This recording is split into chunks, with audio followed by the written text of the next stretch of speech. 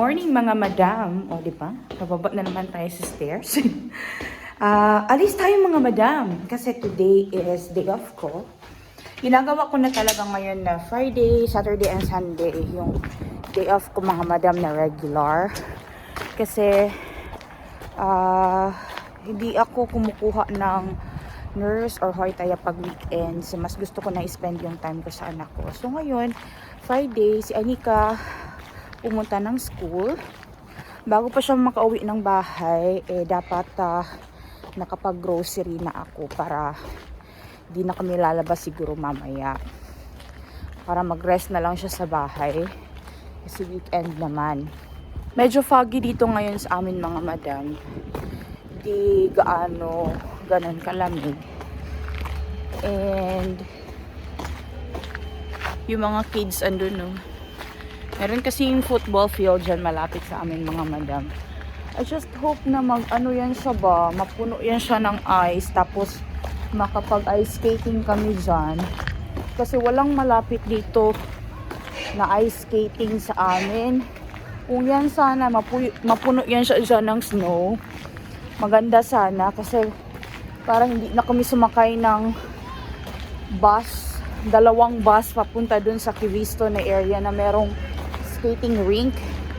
Pero this year mga madam, konti lang talaga yung snow. Hindi siya ganun kakapal compared last year. Hindi siya ganun kalamig. Bago-bago talaga. Depende lang talaga sa taon siguro. Kung kailan malamig, kailan hindi. But nung andun kami sa UNSU mga madam nakatira, sobrang lamig talaga doon and sobrang kapal ng snow. Speaking of UNSU mga madam, yan yung first city na tinirhan namin nung napunta kami dito sa Finland. Part siya ng Eastern Finland. Mga about 1 hour para parating mo yung border ng Russia. Yung word na UNSU mga madam is translation niya is mouth of the river. Kasi yung Su is mouth. Tapos yung Yowen, kinuha siya sa word na Yoki, which is river. So mouth of the river. Merong magandang river doon mga madam. Sobrang ganda niya kapag summertime. Kahit winter din, sobrang ganda niya. And kapag summertime, yung river na yun mga madam, napupuno siya ng mga logs of wood. Pinapractice pa rin nila hanggang ngayon na yung mga trees na naputol, pinapadaan sa ilog. Tapos may malapit doon na factory. Hindi ko alam anong klaseng factory yun. Parang paper factory siguro yun. Or wood chip factory. Basta factory siya ng mga kahoy. Na doon napupunta yung mga kahoy. Tapos doon pinaprocess. Ang ganda niya tingnan pag summer. Kasi sobrang daming kahoy mga madam na nakalutang doon sa river. Tapos merong doon mga madam, bridge doon na umaangat siya. Nafo-fold yung bridge mga madam at in yung flat na bridge, nafo-fold siya ng as in 90 degrees, 80 degrees ba yung ganyan? Basta 90 degrees. As in yung super talaga siya, straight siya na ganyan. Tapos yung mga sasakyan hindi makakadaan doon. Magsa-stop siya for couple of minutes kasi may dadaan na barko. Mababa lang kasi yung bridge na yon. Tapos yung mga barko na napapadaan doon, which is yung parang for tourist lang siya na mga ship. Or yung, hindi talaga siya yung cruise talaga mga madam na sobrang laki. Hindi magkakasa doon kapag hindi naka-fold yung bridge. So natutupi yung bridge. Ay ganon. Ang amazing niya tingnan. First time ko nakakita ng ganyan dito sa Finland. Tapos yung pangalawa, yung pinakamalaking bridge na nakita ko na fold is dun sa Sweden. Ang ganda niya tingnan. Amazing lang na natutupi yung bridge ba. Punta ako sa bus stop. Hindi ako dun sa bus stop na malapit sa amin. Naglakad na lang ako para exercise din. Konti.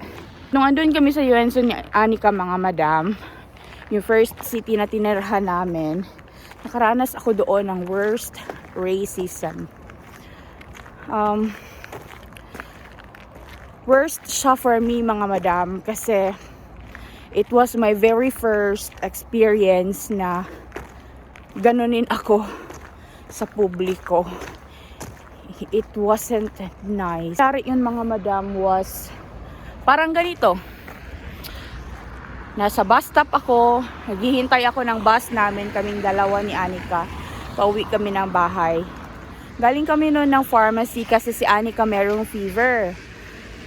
Minus 18 doon, winter yon, but it feels like minus 25. So wala akong choice kasi ako at yung bata ang magkasama. And si Anika that time was 1 year old and 6 months yata si Anika noon. Kasi yun yung first winter namin dito sa Finland. Tapos pasakay kami ng bus pauwi sa amin. Si Anika that time mga madam is nasa pram siya or yung parang cart ba. Kapag yung bata kasi dito mga madam sa Finland is nakasakay sa cart, free yung bayad mo, wala kang babayaran doon. I think this is the only country in Europe na free yung transportation sa bus, train, tram, and yung Laiva or yung ship papuntang Suomenlinna, tsaka yung metro, na kapag meron kang Vaunu or yung pram, yung baby's cart ba, hindi ka magbabayad ng pamasahe. However, meron kayong designated area sa loob ng bus or ng train or kung anong vehicle man na sasakyan nyo for public transport, na doon lang kayo pwede magstay because that's the safe place. Kasi lahat dito mga madam may lugar ang bawat pasahero. May pasahero na blind, meron silang opaskoira or meron silang guide dogs. Example yung mga Labrador dogs, meron silang mga Labrador dogs. Meron silang designated place kung saan sila uupo sa bus. Lahat dito sa Finland mga madam has been organized. Even sa seating arrangement and saan sasakay yung mga pasahero. Mga lolo at lola din mga madam na meron silang rollatory or yung walker. Meron din silang place kung saan sila pwede umupo. And yung mga individuals na merong dalang bicycles or yung scooter kapag summer, meron din silang designated place kung saan lang sila pwede umupo on magstay. But yung tao na merong dalang bata tapos may dalang pram, wala siyang babayaran, as well as yung individual na like lolo and lola, like disabled, and meron silang electronic wheelchair or meron silang kepi, ano man, yung tungkod mga madam ba, yung guide na tungkod, or meron silang rollatory or any kind of apovalina na meron ka, or yung guide for walking, for moving, libre ka sa bus. Merong benefits ang mga disabled individuals. So, libre silang sumakay sa any kinds of public transportation dito sa Finland. However, doon nga sila uupo sa best place kung saan mas easy sa kanila. Kahit yung mga matatanda mga madam na lolo and lola, pero hindi naman sila na gumagamit ng mga wheelchair or yung mga walkers or yung tungkod, ganyan. Meron silang designated place sa kanila kung saan lang sila pwede umupo. Yung mga places na yon is nilagay siya for them to be able to move easily and para makapasok at makalabas sila ng maayos sa bus or sa public transportation na yon. So, pag minsan kapag yung wheelchair din mga madam, pwede din siyang sumakay doon sa bus, and yung bus driver or anyone sa bus na kung sinong gusto tumulong, siya yung mag-a-arrange nung parang ramp mga madam doon sa likod side ng middle side pala ng bus, tapos para makapasok yung wheelchair or anyone na kung gustong tumulong pwede din naman. But usually yung driver talaga ang gagawa noon na tatanggalin niya yung ramp, i-open niya pala yung ramp, tapos makakapasok yung pasahero na merong wheelchair or merong rollatory or yung walker para hindi siya mahirapan. Ang nangyari sa amin nun mga madam was yung bus kasi na sinakyan namin is meron siyang 3 places for the pram. It's either 2 pram lang ang makasakay sa bus or 3 pram. Depende siya sa size ng bus and sa size ng place doon sa loob ng bus. Depende siya, hindi siya pare-pareho. Yung bus na sasakyan namin pa uwi that time is meron siyang 3 places for the pram. Alam ko yan mga madam kasi palagi akong sumasakay talaga ng public transport.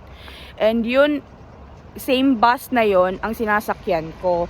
Kasi wala naman kasi masyadong population doon sa UNSU and it's almost the same bus every day. The same kind of bus every day yung nasasakyan ko doon. So, ang nangyari is, galing kami ng pharmacy ni Anika, bumili kami ng gamot, pauwi na kami ng bahay, kasi quick visit lang yun sa Keskusta or yung doon sa city center ba, para bumili ng gamot niya. Wala akong ibang choice, kundi kami talaga ni Anikang dalawa ang pumunta doon, kasi wala akong bus ticket, and hindi ko naman pwede iwan yung bata sa bahay na mag-isa para bumili ako ng gamot. So, umalis talaga kami ng bahay. But actually, it was fine kasi hindi naman kasi nagfi-fever si Anika that time nang lumabas kami. And nagfi-fever siya kapag gabi or madaling araw that time. So, umalis kami ng bahay and sumakay kami ng bus papunta ng Keskusta. Pero nung pauwi na kami mga madam, merong masama talagang nangyari sa amin. And hindi ko inaasahan na ma-experience ko yon dito sa Finland. It was the worst experience mga madam and hindi ko siya makakalimutan but I've learned something from it. Ang nangyari mga madam, nung sumakay na kami ng bus, yung bus driver, tumitingin siya sa likod. Yung bus driver mga madam, sa harap lang yan siya. Hindi yan sila normally na bumababa para mag-assist ng pasahero unless kung disabled or wala talagang sino man na pwedeng tumulong doon sa pasahero. Merong 3 places doon para sa Vauno. Merong 3 tao na pwedeng sumakay na may Vauno or may pram. So, ang unang sumakay is Finnish. Yung pangalawang sumakay is Finnish. Tapos ako yung panghuling pumasok. Kasya naman kami lahat mga madam. And yung place talaga na yon is 3 Vauno talaga ang kasya doon. Hindi 2. Pero alam niyo mga madam, anong ginawa sa akin ng bus driver? Tumingin siya sa mirror para makita niya yung likod ng bus, yung mga pasahero. Bumaba talaga siya madam doon sa kinauupuan niya. Tapos, lumapit siya sa akin. Tapos, nakapwesto na kami lahat mga madam and hinihintay na lang namin na umalis yung bus. Pero yung bus mga madam is hindi siya umalis. Madam, yung driver is parang nag-iisip or tumitingin siya. Parang nagiging annoyed yung itsura niya. Hindi ko maintindihan bakit. So lahat kami na pasahero nagtataka ba't hindi pa umaalis yung bus. Alam niyo ba mga madam anong ginawa niya? Umalis siya dun sa kinauupuan niya mga madam. Tapos ang ginawa niya is lumapit siya sa akin. Tapos tinuro-turo niya ako madam na get out. Sinabihan niya akong ganyan mga madam. Sa sobrang daming tao na yun, nung time na yun mga madam kasi puno ang bus. Maraming mga pasahero, tapos sumigaw talaga siya mga madam. Di lahat na mga pasahero dun madam, nagulat sila. Tapos ako naman madam is, hindi naman kasi ako nakakapagsalita that time ng Finnish. Tapos most of the people doon sa UNSU mga madam, hindi sila nakakaintindi ng English. Maliban na lang sa mga students. Kasi yung UNSU din is highly student populated siya. So maraming foreigners doon. So, anong nangyari mga madam, bumaba kami ni Anika. Syempre, parang natigilan ako, napaisip ako, bakit kami pinababa? Meron namang place doon, nakasya naman kaming lahat. And yung bus na yon is kaya niyang magkarga talaga ng 3 Vauno or 3 pram. Pero pinababa niya kami mga madam. Tapos alam niyo, nasad ako noon kasi syempre may sakit si Anika that time. Gusto ko makauwi agad-agad ng bahay para makapagpahinga kami ni Anika. Kasi sobrang lamig nun mga madam, -18. But it feels like -24, -28, something ganyan mga madam. Sobrang lamig doon sa UNSU compare dito sa southern part ng Finland. Kasi mas malapit na siya doon sa Russia na area. So, yun, bumaba kami ni Anika mga madam. Tapos hinintay namin yung next bus. Kasi hindi na kami makapasok sa mga stores kasi hapon na yun. And pag maliit kasi na city mga madam, maaga nagko-close ang mga stores. So naghintay kami doon ng bata mga madam. Buti naman at nilagyan ko talaga ng maraming damit si Anika that time. Sakto yung mga damit na suot niya. So, hindi siya nilalamig. Tapos, natutulog yung bata that time. So, pero ako mga madam, sobrang nilalamig ako kasi ako yung exposed. Kasi yung pram naman ni Anika that time was covered talaga siya mga madam. Meron kaming winter pram na gamit that time. Ayun mga madam, nasad ako kasi dinuro-duro ako ng bus driver. Tapos pinababa niya ako mga madam. Tapos nakita ng mga pasahero doon na ganun ang ginawa sa akin. Tapos yung parang napahiya nga ako talaga mga madam in public. Hindi ko siya inaasahan na experience ko yung ganun mga madam na duru-duruin ako ng tao. Tapos igawan niya ako, napaalisin niya ako doon. Sabi nung isang pasahero doon, meron pa namang place, bakit mo siya pababain? Sabi niya hindi pwede, dapat daw bumaba daw talaga ako. So bumaba talaga ako mga madam, wala na akong ibang choice. Kaya ayun, hinintay na namin yung pangalawang bus. No, nakasakay kami ni Anika ng next bus mga madam pa uwi ng bahay. Malalim ang iniisip ko nun sa bus. Hindi ko alam kung ano yung magiging pakiramdam ko that time. Parang sad ako, na disappointed, na nasaktan ako, na parang ang liit ko, and yung basta yung emotions ko noon that time mga madam, hindi ko siya mapaliwanag kasi first time ko siyang na-experience. So ang ginawa ko mga madam, pumunta ako dun sa kapitbahay ko, tapos kinuwento ko yung nangyari. Tapos yung kapitbahay ko mga madam, sabi nila, Violi, you need to do something for that. Kasi it doesn't mean na foreigner ka dito, wala kang karapatan. Tapos inisip, wala naman silang sinabi sa akin paano, pero inisip ko paano. And ako kasi yung tao mga madam na hindi ako skandalosa, napupunta doon makikipag-away, sabunutan, mga ano bang klaseng tawag nyo dyan mga madam. Ako kasi yung tao madam na tahimik lang ako, pero pag ako ginalit mo, malilintikan ka sa akin. Hindi mga madam, I learn things in a different way mga madam over time as I age. Tingin ko kasi kapag nakipag-away ako doon sa office ng boss, hindi nila ako maintindihan kasi hindi naman ako marunong mag-finish that time. Baka lumala lang ang situation. So ang ginawa ko mga madam is nagsulat ako ng email. Sinulat ko doon in detail lahat ng nangyari, lahat ng kahihiyan na natanggap ko.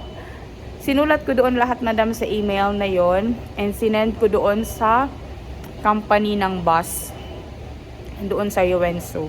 So, wala akong in-expect noon mga madam na may feedback ako na matatanggap or meron akong answer na matatanggap galing sa kanila.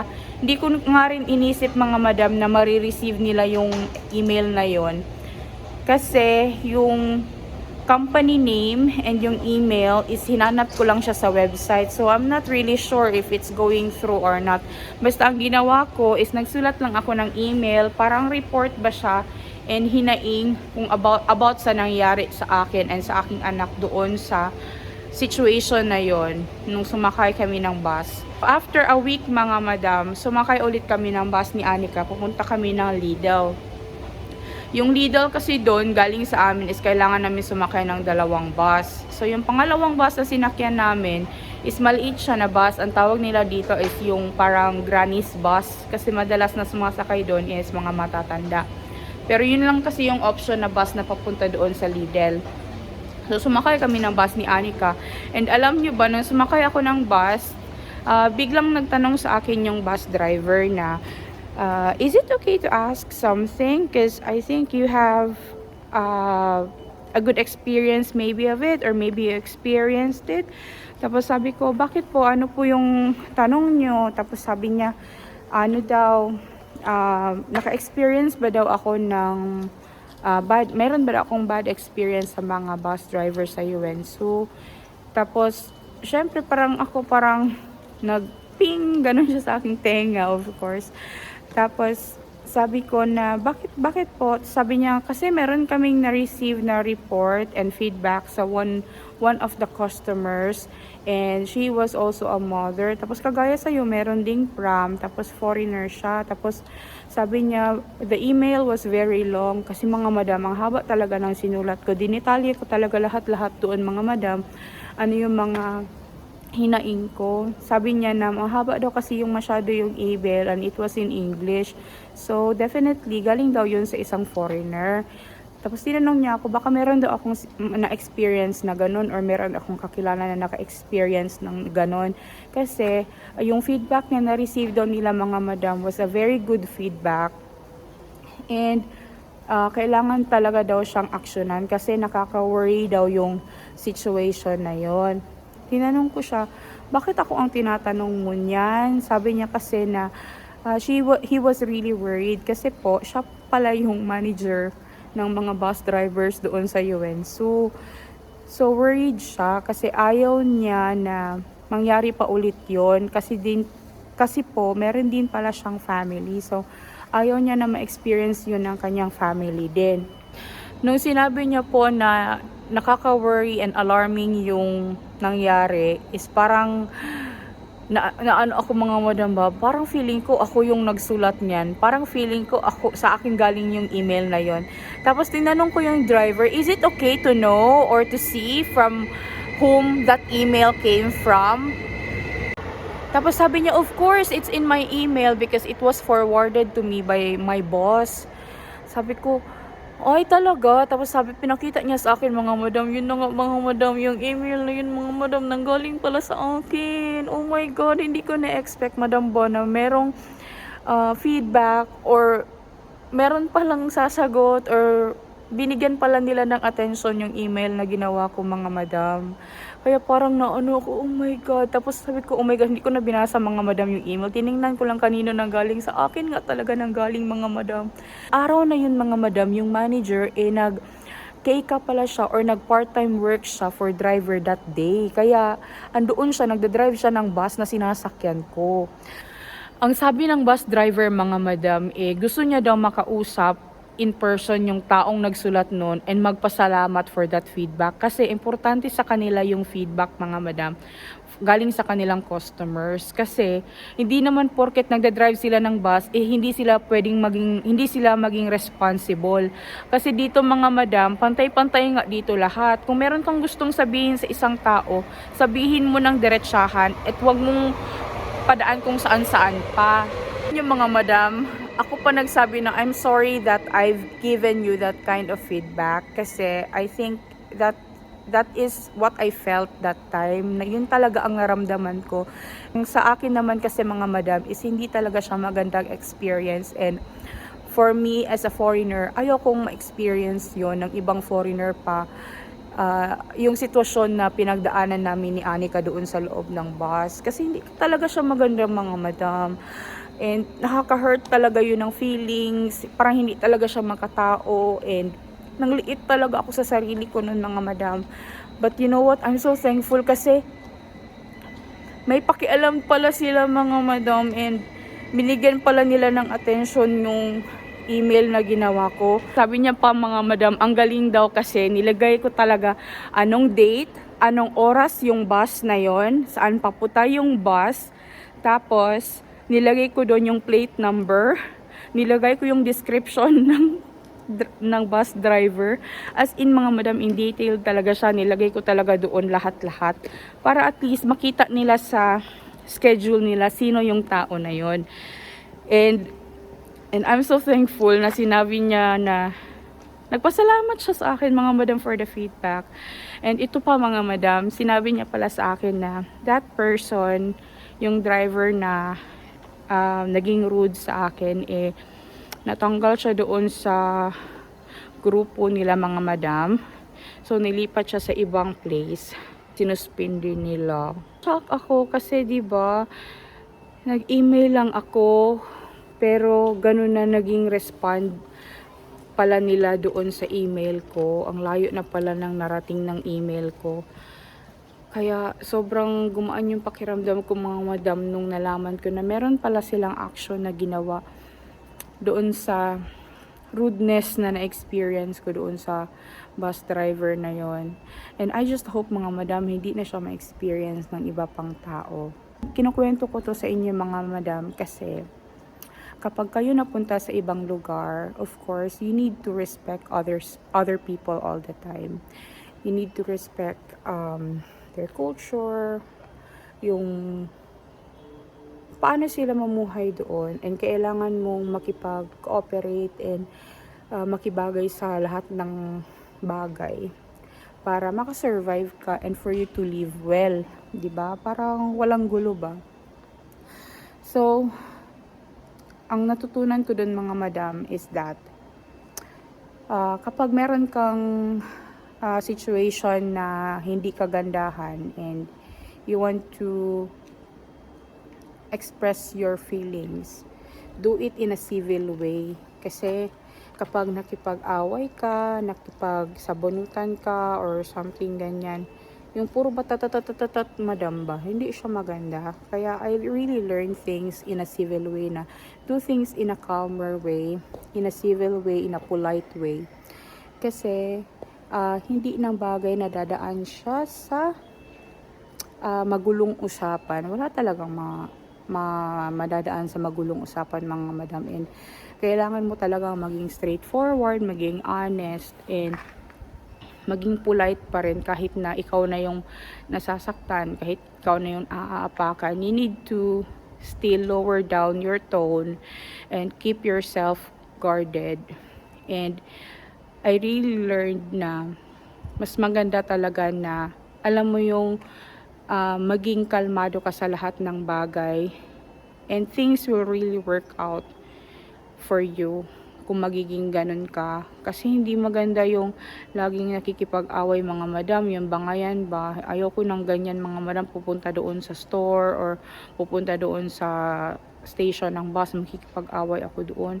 Hindi ako ganyan mga madam kasi I worked as a customer service agent and I know how to handle customers very well.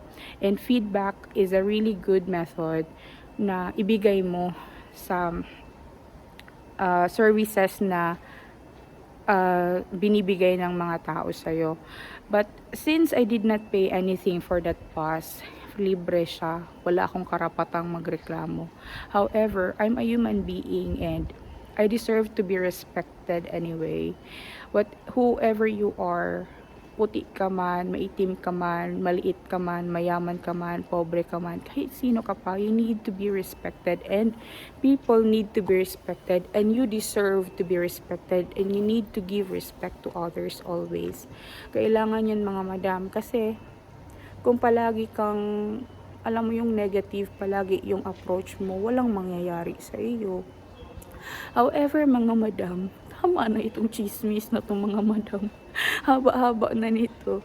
Mga madam, pag kayo mga madam napunta ng Finland, be open. Kasi dito, lahat binibigyan nila ng attention and binibigyan nila ng tuon yung mga bagay-bagay. Kasi sila din mismo, they are also learning kasi this country has not been open for a very long time.